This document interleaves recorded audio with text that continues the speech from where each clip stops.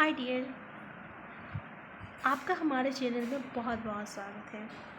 आज के क्लास में हम 1875 के विद्रोह में झारखंड का क्या योगदान था, ठीक है ना, उस पर डिस्कस करेंगे। इससे पहले हम 21 क्वेश्चंस इस टॉपिक से रिलेटेड डिस्कस कर चुके हैं। अगर आप अभी तक वो वीडियो नहीं देखे हैं तो सबसे पहले आप उस वीडियो को देख लीजिए, क्योंकि यहाँ पे हम टॉपिक वाइज जितने भी क्वेश्चंस अराइज हो सकते थे उन क्वेश्चंस को डिस्कस कर रहे हैं, ठीक है।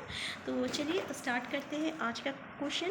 तो क्वेश्चन नंबर 22, चतरा विद्रोह के किन दो नेताओं ने लोहरदगा के जंगलों में छिपकर अंग्रेजों के विरुद्ध गोरिल्ला युद्ध किया तथा पलामू के विद्रोह के लिए प्रोत्साहित किया। देखिए, चतरा विद्रोह के किन दो नेताओं ने लोहरदगा के जंगलों में छिपकर, मतलब लोहरदगा के जंगल में छिपकर ये अंग्रेज के विरुद्ध ना एक युद्ध लड़े थे। और याद रखिएगा उस युद्ध का नाम क्या है, गोरिल्ला युद्ध है, ठीक है। तथा ये क्या किए थे कि पलामू के जो विद्रोही थे ना उसको विद्रोह के लिए भी प्रोत्साहित किए थे। तो क्या हो जाएगा इसका आंसर, तो याद रखिएगा इसका आंसर क्या होगा। पहला है आपका नीलांबर तथा पीताम्बर, ठीक है।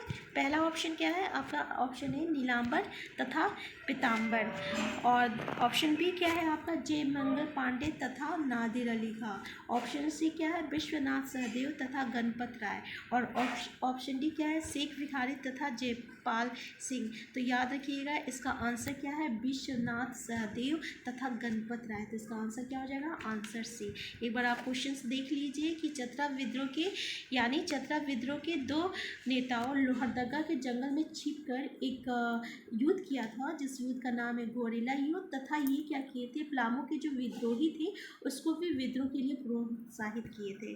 तो वो लोग कौन थे, तो विश्वनाथ सहदेव थे तथा गणपत राय थे, ठीक है। नेक्स्ट क्वेश्चन है क्वेश्चन नंबर 23,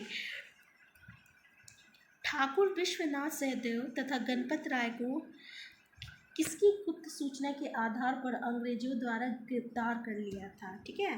तो इसमें क्या बोल रहा है कि ठाकुर विश्वनाथ सहदेव और गणपत राय को ना किसी की सूचना के आधार पर इन लोगों को गिरफ्तार कर लिया गया था।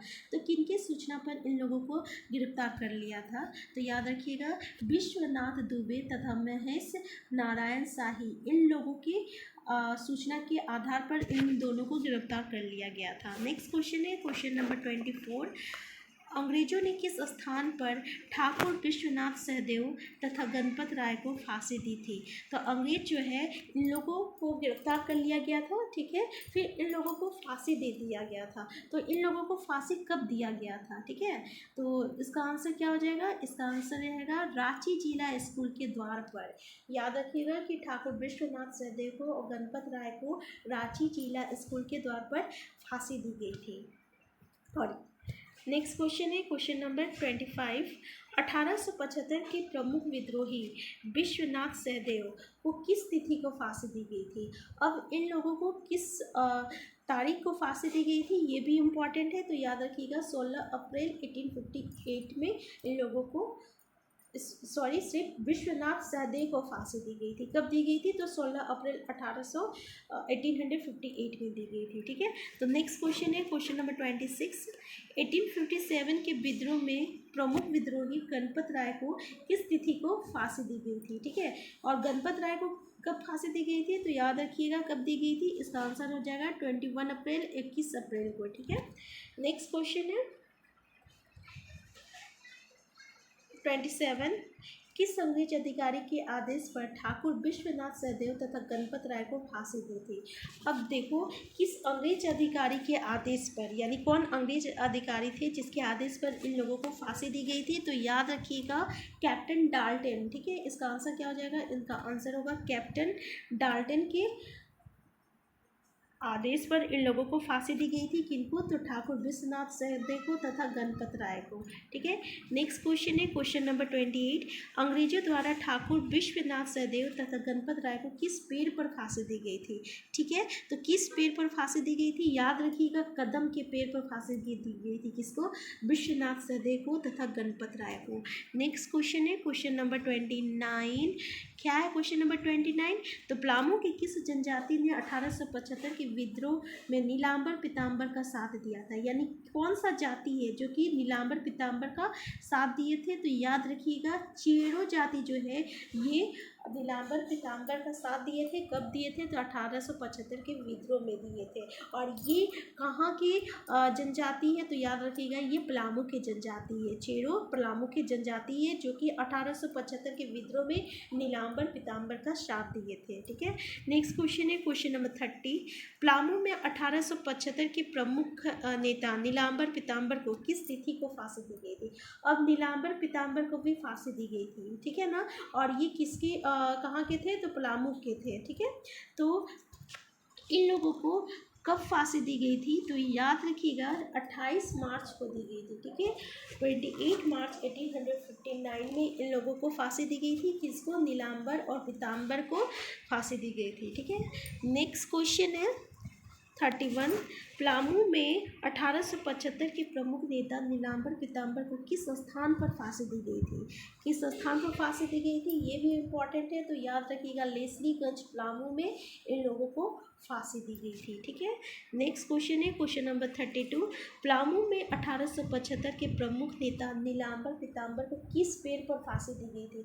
अब ये भी इम्पॉर्टेंट है कि इन लोगों को किस पेड़ पर फांसी दी गई थी? तो याद रखिएगा नीलांबर पीताम्बर को आम के पेड़ पर फांसी दी गई थी। नेक्स्ट क्वेश्चन है क्वेश्चन नंबर 33। निम्न में से किस व्यक्ति पर अंग्रेजों द्वारा 1875 के विद्रोह में इनाम की घोषणा की गई थी? यानी 1875 का जो विद्रोह था ना उसमें किस व्यक्ति के ऊपर इनाम का घोषणा दिया गया था? ठीक है, क्वेश्चन नंबर 33। तो याद रखिएगा इसका आंसर क्या हो जाएगा? इसका आंसर क्या होगा आपका? अर्जुन सिंह। ठीक है, क्या होगा इसका आंसर? है answer C, Arjun Singh. Next question है क्वेश्चन नंबर 34।